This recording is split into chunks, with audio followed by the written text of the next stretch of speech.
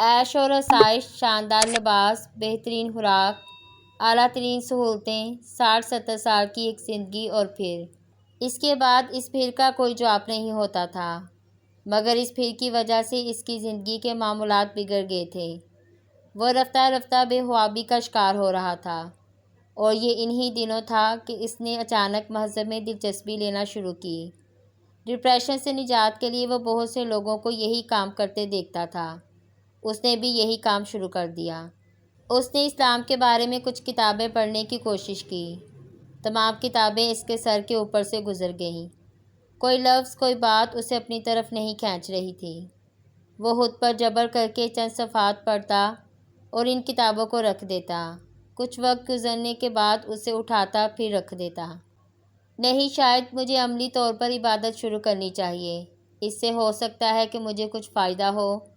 وہ اپنے آپ کو خود ہی سمجھاتا، اور ایک دن جب وہ سعد کے پاس تھا تو اس نے یہی کیا۔ میں بھی چلتا ہوں تمہارے ساتھ، اس نے سعد کو باہر نکلتے دیکھ کر کہا۔ مگر میں تو عشاء کی نماز پڑھنے جا رہا ہوں، سعد نے اسے یاد دہانی کروائی۔ میں جانتا ہوں، اس نے اپنے جاگرس کے تسمے کستے ہوئے کہا۔ میرے ساتھ مسجد میں چلو گے؟ وہ حیران ہوا۔ ہاں، وہ کھڑا ہو گیا۔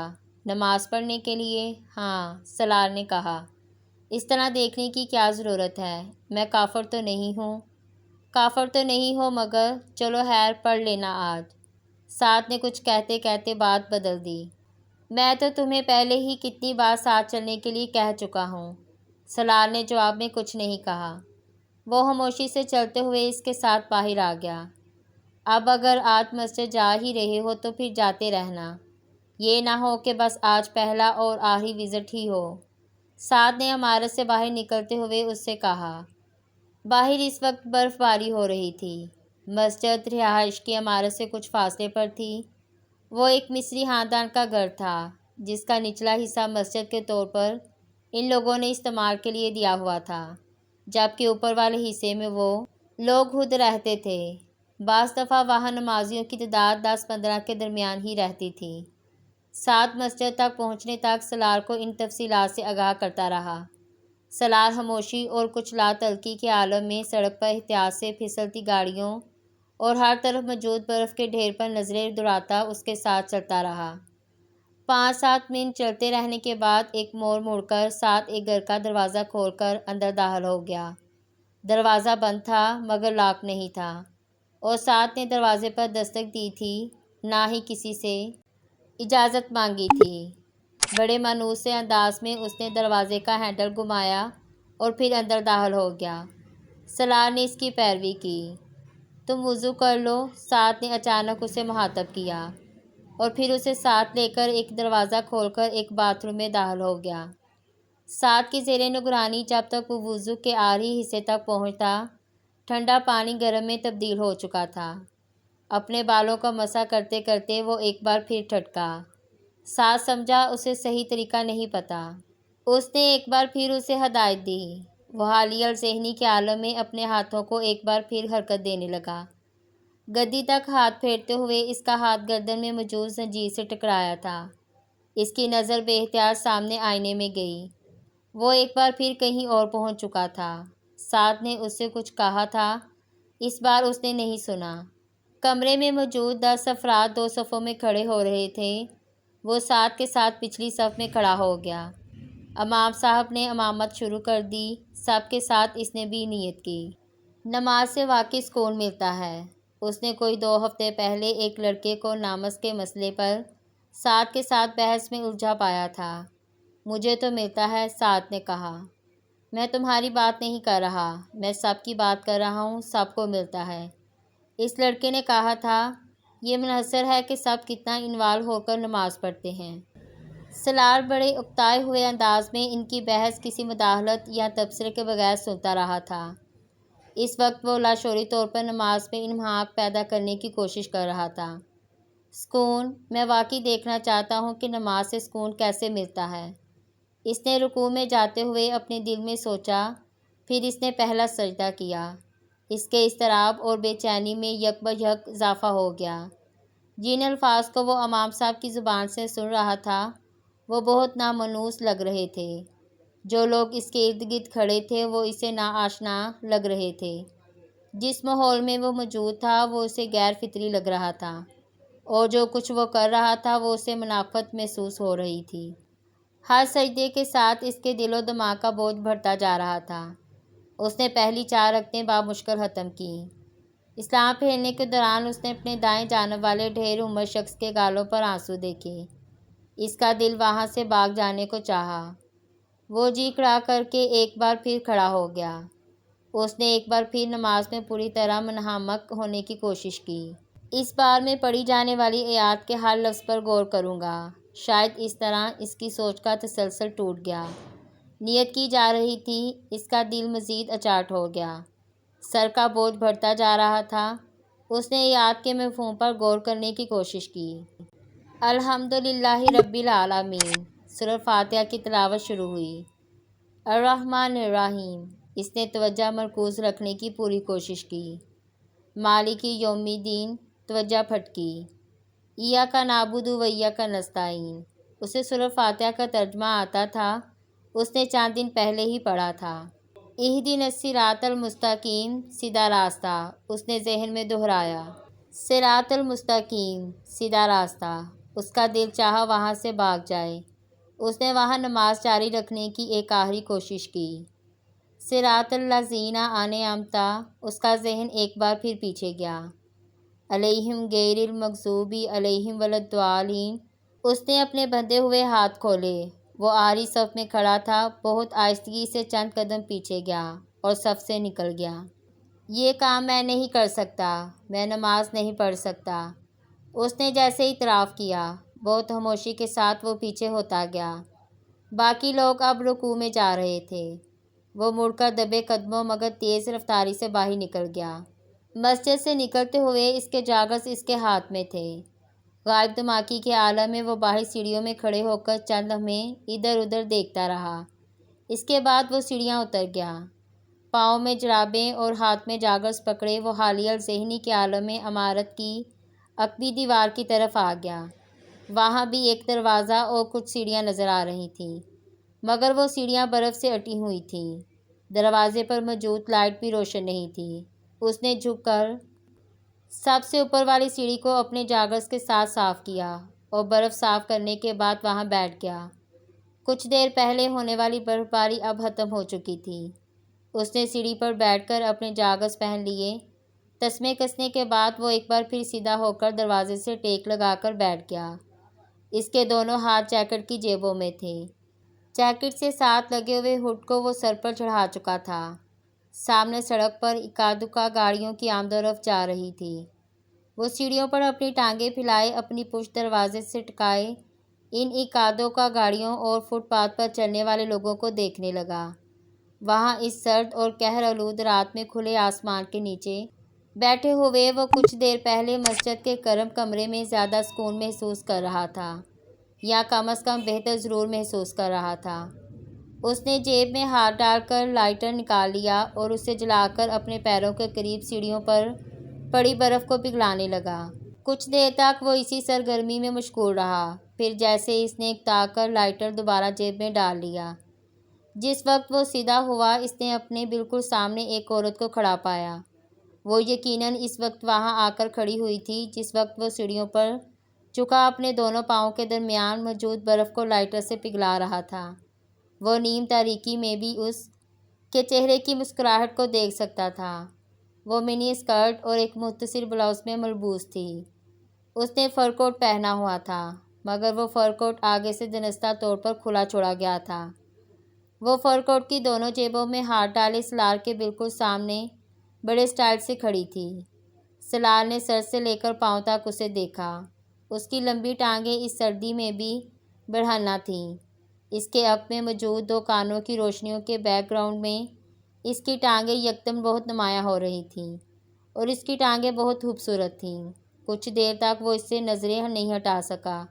اس عورت کے پیروں میں بوٹ نما ہائی ہیل کے جوتے تھے۔ سلار حیران تھا وہ برف کے اس ڈھیر میں ان جوتوں کے ساتھ کس طرح چلتی ہوگی۔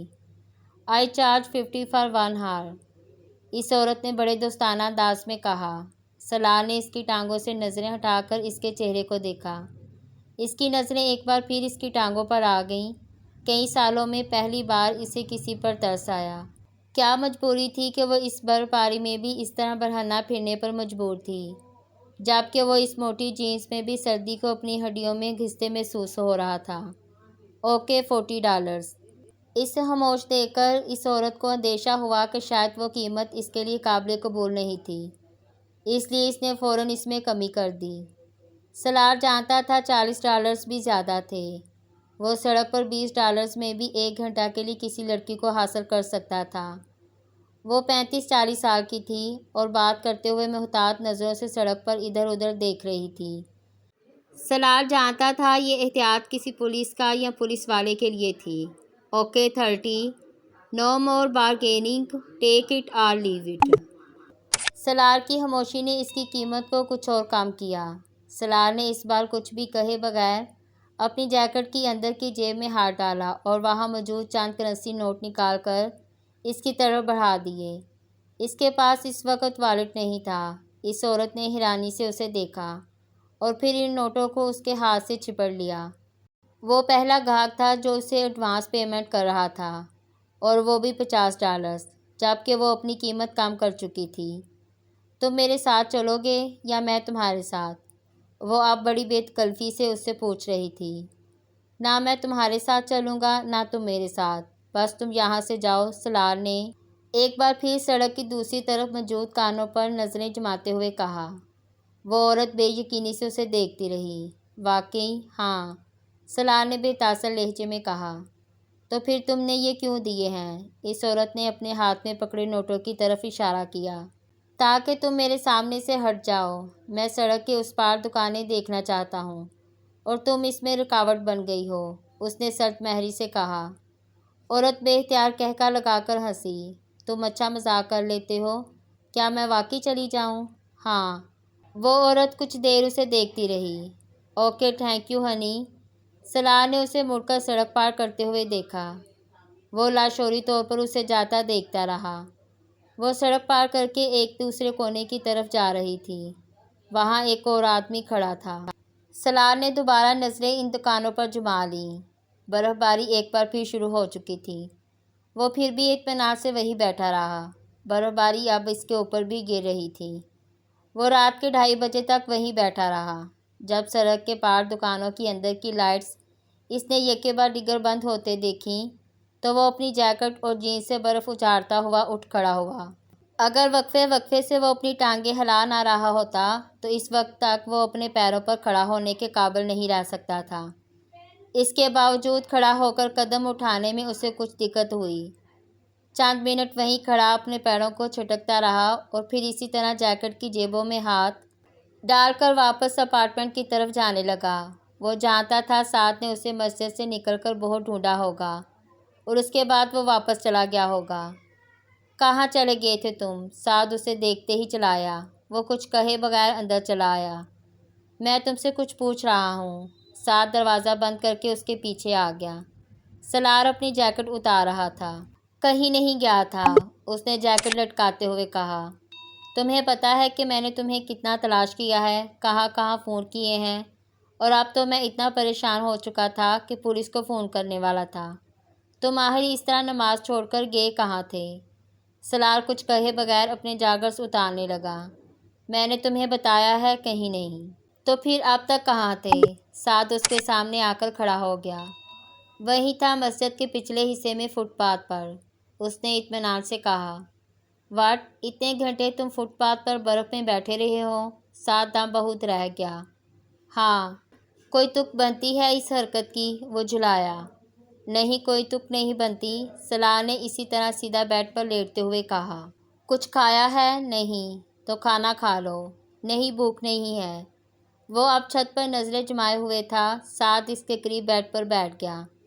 تمہارے ساتھ آخر مسئلہ کیا ہے، بتا سکتے ہو مجھے؟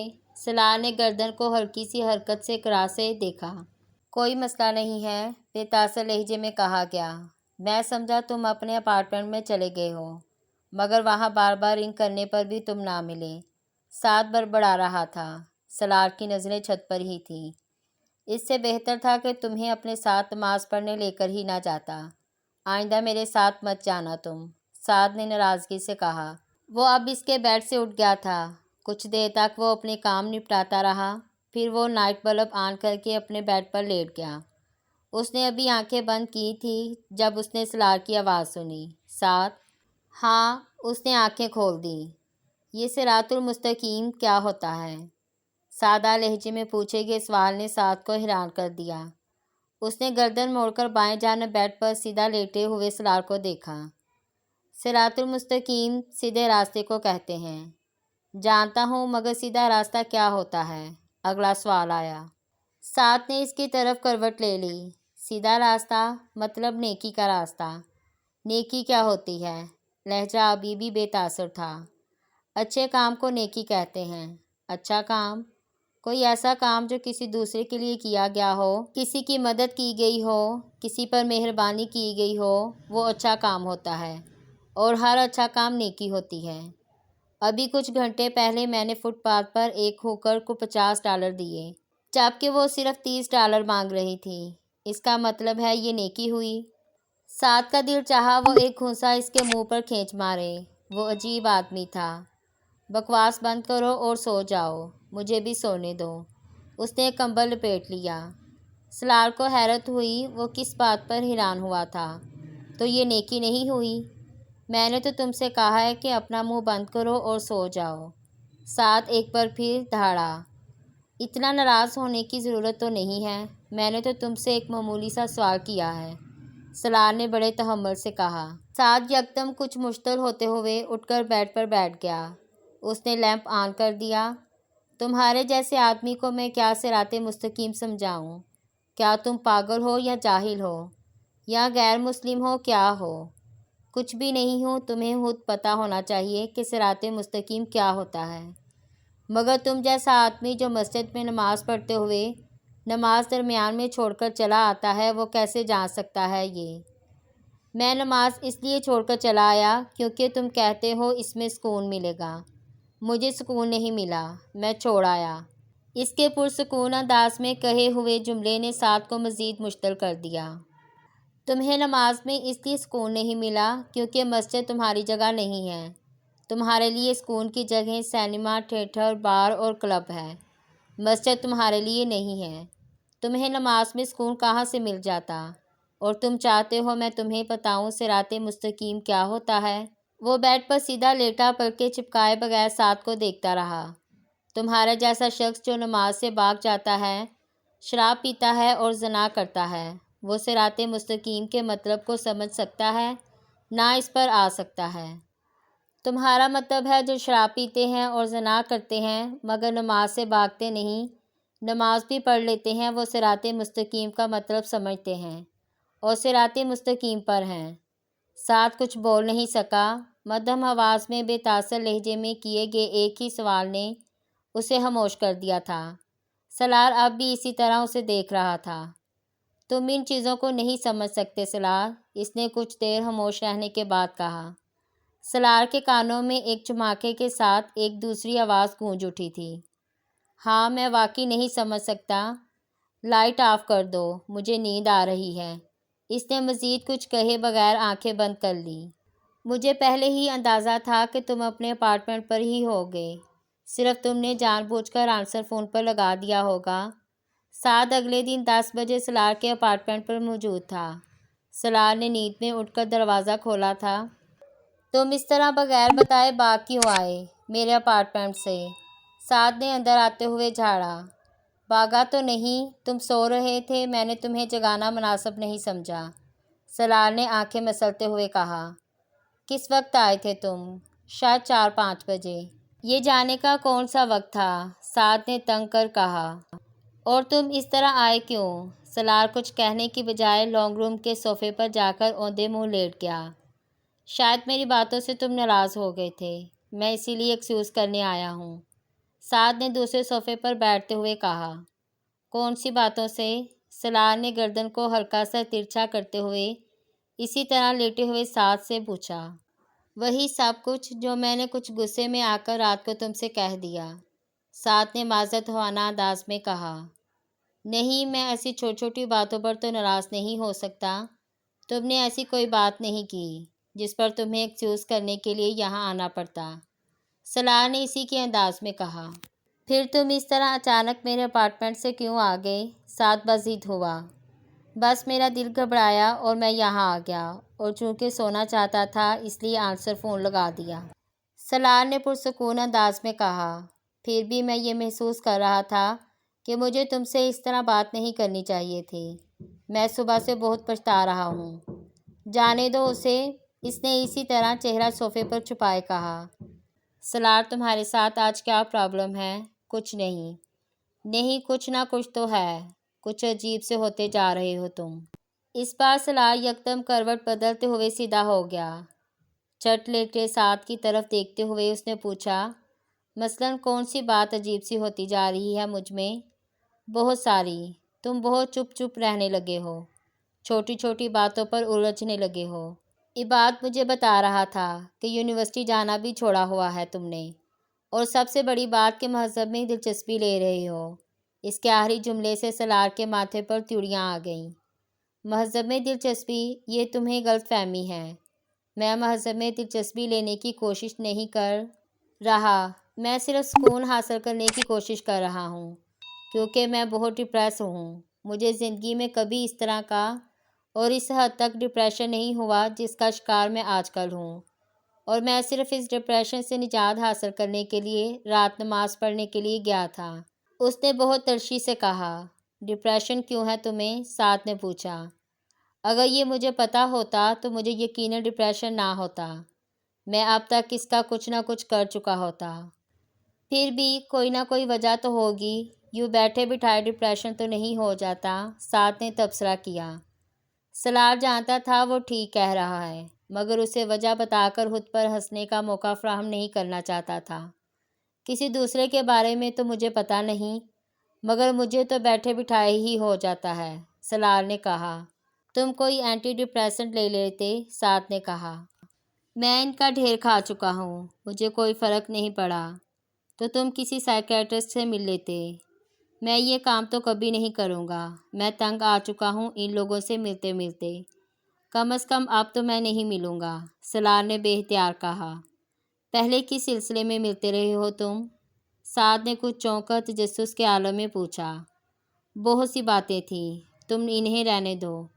وہ اب چٹ لیٹا چھت کو گھور رہا تھا۔ تو پھر تم ایسا کیا کرو کہ عبادت کیا کرو، نماز پڑھا کرو۔ میں نے کوشش کی تھی، مگر میں نماز نہیں پڑھ سکتا۔ نہ تو مجھے وہاں کوئی سکون ملا، اور نہ ہی میں یہ جانتا تھا کہ میں جو پڑھ رہا ہوں وہ کیا ہے، کیوں پڑھ رہا ہوں۔ تو تم یہ جاننے کی کوشش کرو کہ… سلار نے اس کی بات کاٹ دی۔ اب پھر رات والی بحث شروع ہو جائے گی، صراط مستقیم والی، اور پھر تمہیں غصہ آئے گا۔ نہیں مجھے غصہ نہیں آئے گا، سعد نے کہا۔ جب مجھے یہ ہی نہیں پتہ کہ صراط مستقیم کیا ہے تو پھر میں نماز کیسے پڑھ سکتا ہوں؟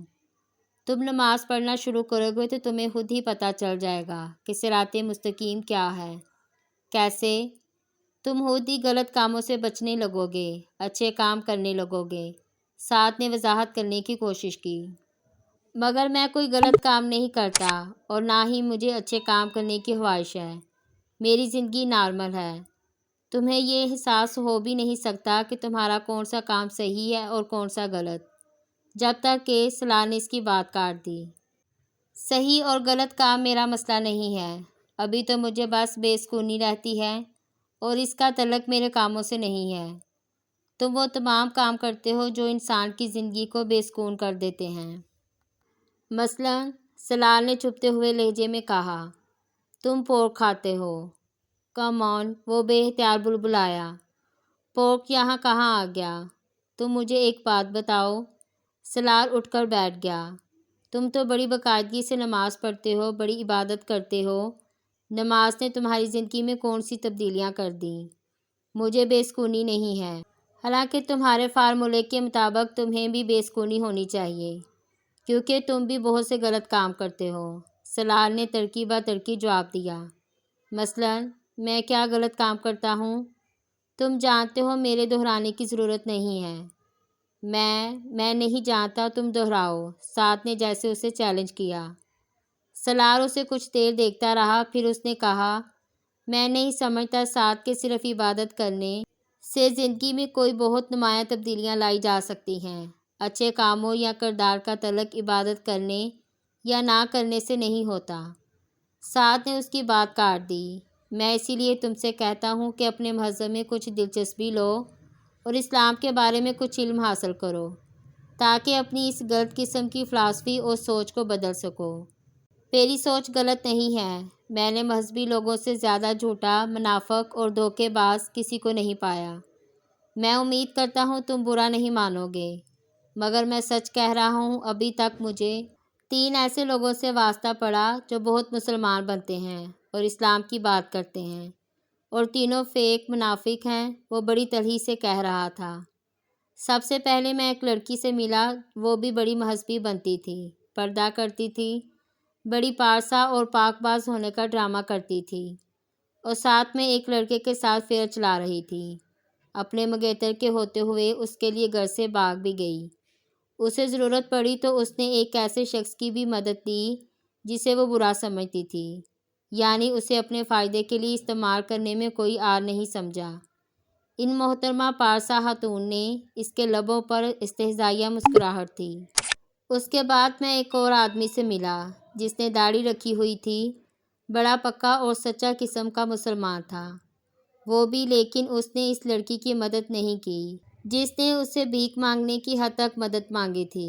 اس نے اس لڑکی سے شادی نہیں کی جسے وہ محبت کے نام پر بیوقوف بناتا رہا، اور ابھی کچھ عرصہ پہلے میں یہاں امریکہ میں اس سے ملا تو اس کی داڑھی بھی غائب ہو چکی تھی، شاید اس کے اسلام کے ساتھ۔ وہ ہنسا، اور تیسرے تم ہو۔ تم پورک نہیں کھاتے، صرف یہ ایک حرام کام ہے جو تم نہیں کرتے، باقی سب تمہارے لیے جائز ہے۔ جھوٹ بولنا، شراب پینا، زنا کرنا، کلب میں جانا، غیبت کرنا، دوسروں کا مذاق اڑانا، حالانکہ ویسے تم بڑے نیک ہو۔ تم نے داڑھی رکھی ہوئی ہے، تم ہمارا دماغ کھا جاتے ہو اسلام کی باتیں کر کر کے، زبردستی نماز پڑھانے پر تلے رہتے ہو، ہر بات میں مذہب کا حوالہ لے آتے ہو، یہ آیت اور وہ حدیث، وہ آیت اور یہ حدیث، اس کے علاوہ تمہاری زبان پر اور کچھ ہوتا ہی نہیں، اور جب میں تمہارا عمل دیکھتا ہوں تو میں ذرا بھر بھی تم سے متاثر نہیں ہوتا۔ کتنا مشکل ہوتا ہے اسلام کے بارے میں تمہارا لیکچر سننا، میں تمہیں بتا نہیں سکتا۔ مجھ میں اور تم میں زیادہ فرق تو نہیں ہے۔ تم داڑھی رکھ کر اور اسلام کر کر کے وہ سارے کام کرتے ہو جو میں داڑھی کے اور اسلام کی بات کیے بغیر کرتا ہوں۔ عبادت نے کیا انقلاب برپا کیا ہے تمہاری زندگی میں، سوائے اس کے کہ تمہیں ایک خوش فہمی ہو گئی ہے کہ تم تو سیدھے جنت میں جاؤ گے اور ہم سارے دوزخ میں۔ تمہارے قول اور فعل میں اگر یہ اتساع نہ ہو تو میں کبھی تم سے یہ سب نہ کہتا، مگر میں ریکویسٹ کرتا ہوں کہ تم دوسروں کو مذہب کی طرف راغب کرنے کی کوشش نہ کیا کرو، کیونکہ میں سمجھتا ہوں کہ تم خود بھی مذہب کے صحیح مفہوم سے واقف نہیں ہو۔ اب میری ان ساری باتوں کو مائنڈ مت کرنا۔ سالار اب ٹیبل پر پڑا ایک سگریٹ سلگا رہا تھا۔ سعد تقریباً گونگا ہو گیا تھا۔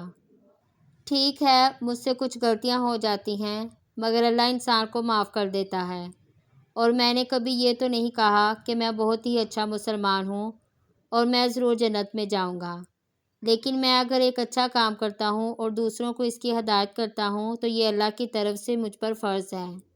سعد نے کچھ دیر خاموش رہنے کے بعد اس سے کہا، سعد، تم ہاں دوسروں کی ذمہ داری اپنے سر پر مت لو، پہلے اپنے آپ کو ٹھیک کرو، پھر دوسروں کو ٹھیک کرنے کی کوشش کرو، تاکہ کوئی تمہیں منافق نہ کہہ سکے۔ اور جہاں تک اللہ کے معاف کر دینے کا تعلق ہے تو اگر تمہارا یہ خیال ہے کہ وہ تمہاری غلطیوں کو معاف کر سکتا ہے تو پھر وہ ہمیں بھی معاف کر سکتا ہے۔ ہمارے گناہوں کے لیے تم اگر یہ سمجھتے ہو کہ لوگوں کو اسلام کی طرف راغب کرنے سے تمہاری نیکیوں میں اضافہ ہوگا اور تم اپنے گناہوں سمیت اللہ کے قریب ہو جاؤ گے، تو ایسا نہیں ہوگا۔ بہتر ہے تم اپنا ٹریک ریکارڈ ٹھیک کرو، صرف اپنے آپ کو دیکھو، دوسروں کو نیک بنانے کی کوشش نہ کرو، ہمیں برا ہی رہنے دو۔ اس نے ترشی سے کہا۔ اس لمحے اس کے دل میں جو آیا اس نے سعد سے کہہ دیا۔ جب وہ خاموش ہوا تو سعد اٹھ کر چلا گیا۔ اس دن کے بعد اس نے دوبارہ کبھی سلار کے سامنے اسلام کی بات نہیں کی۔ وہ اس ویکینڈ پر بہت دنوں کے بعد کسی ریسٹورنٹ گیا تھا۔ اپنا آرڈر ویٹر کو نوٹ کروانے کے بعد وہ ریسٹورنٹ کے شیشوں سے باہر سڑک کو دیکھنے لگا۔ وہ جس میز پر بیٹھا تھا وہ کھڑکی کے قریب تھی اور قدو آدم کھڑکیوں کے شیشوں کے پاس بیٹھ کر اسے یوں محسوس ہو رہا تھا جیسے وہ باہر فٹ پاتھ پر بیٹھا ہوا تھا۔ کسی لڑکی کی سسکیوں نے اس کی محویت کو توڑا تھا۔ اس نے بے اختیار مڑ کر دیکھا۔ اس سے پچھلی میز پر ایک لڑکا اور لڑکی بیٹھے ہوئے تھے۔ لڑکی کسی بات پر روتے ہوئے سسکیاں لے رہی تھی۔ وہ ٹیشو کے ساتھ اپنے آنسو پونچھ رہی تھی اور لڑکا اس کے ہاتھ کو تھپ تھپاتے ہوئے شاید اسے تسلی دے رہا تھا۔ ریسٹورنٹ اتنا چھوٹا اور ٹیبلز اتنی قریب قریب تھیں کہ وہ بڑی آسانی سے ان کی گفتگو سن سکتا تھا، مگر وہ وہاں اس کام کے لیے نہیں آیا تھا۔ وہ سیدھا ہو گیا۔ ناگواری کی ایک لہر سی اس کے اندر سے اٹھی تھی۔ اسے اس طرح کے تماشے اچھے نہیں لگتے تھے۔ اس کا موڈ خراب ہو رہا تھا۔ وہ وہاں سکون سے کچھ وقت گزارنے آیا تھا اور یہ سب کچھ اس کا دل اچاٹ ہونے لگا۔ وہ دونوں ریشین تھے، اسی زبان میں ایک دوسرے سے باتیں کر رہے تھے۔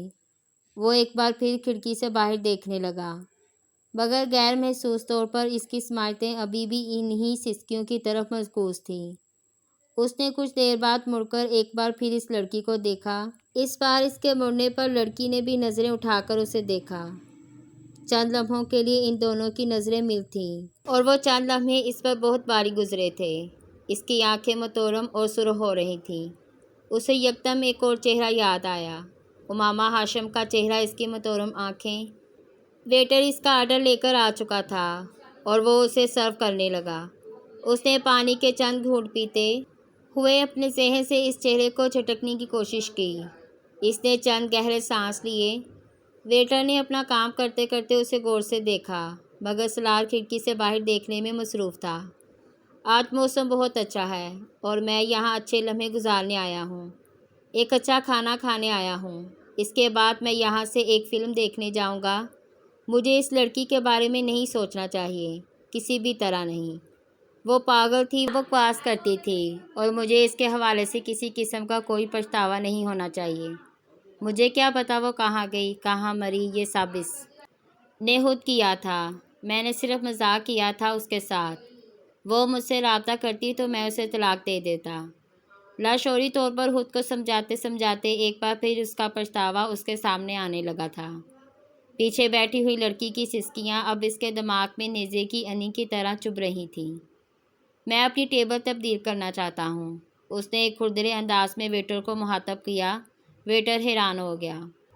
کس لیے سر؟ یا تو ان دونوں کی ٹیبل تبدیل کر دو یا میری، اس نے ہاتھ کے اشارے سے کہا۔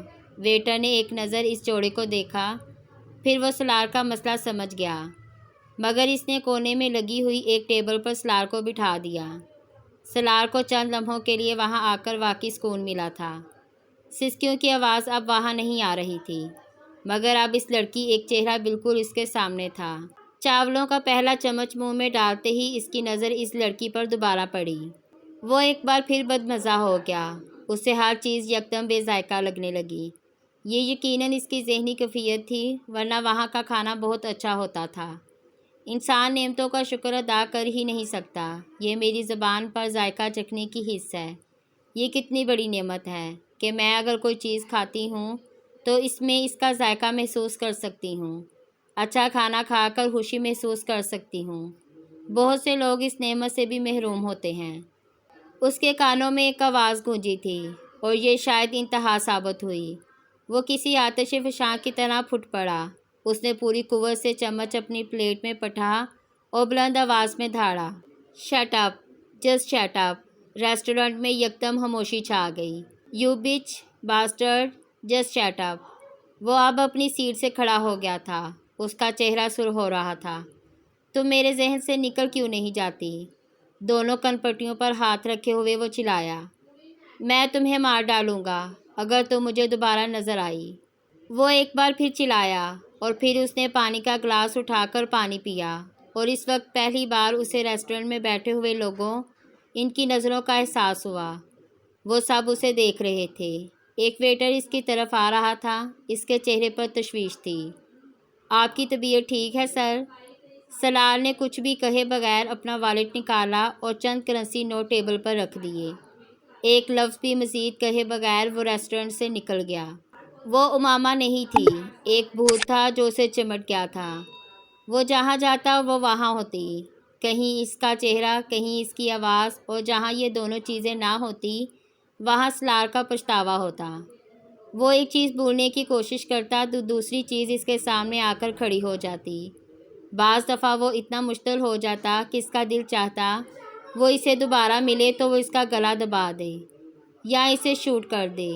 اسے اس کی ہر بات سے نفرت تھی۔ اس رات اس کے ساتھ سفر پر گزارے ہوئے چند گھنٹے اس کی پوری زندگی کو تباہ کر رہے تھے۔